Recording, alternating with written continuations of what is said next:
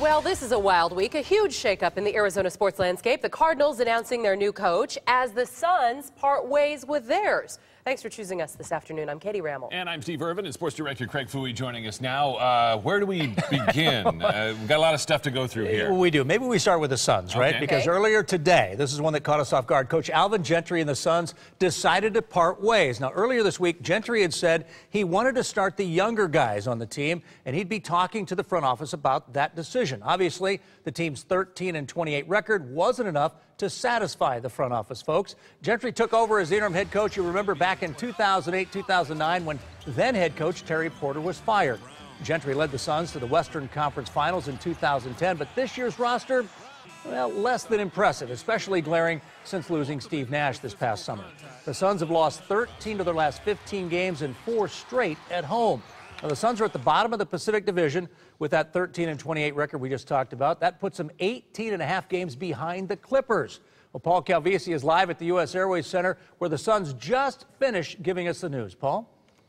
You know, Craig, it's always about winning, right? You want to win, and that's exactly what Lon Babby was talking about. But it goes beyond those numbers that you just cited. It goes beyond being worst in the West right now when it comes to that win-loss record. It was more about a feeling, said Lon Babby today, in making the decision. It was a meeting that went down last night and this morning between the owner, Robert Sarver, the head coach, Alvin Gentry, and yes, Lon Babby himself. And it was about progressing, or maybe the lack thereof. It was about wanting to win, but wanting to develop the players as well. 9 new players on this roster, and now there's going to be a new head coach because Alvin Gentry's 5.5 seasons, the Gentry era, if you will, has come to an end.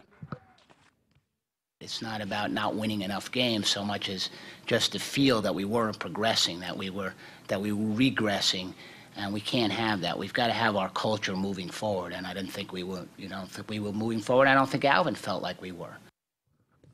All right, Babby also wanted to go ahead and put to rest any misperceptions that it was about not playing a particular player, maybe a Wesley Johnson or a Michael Beasley, a big-time offseason acquisition like that.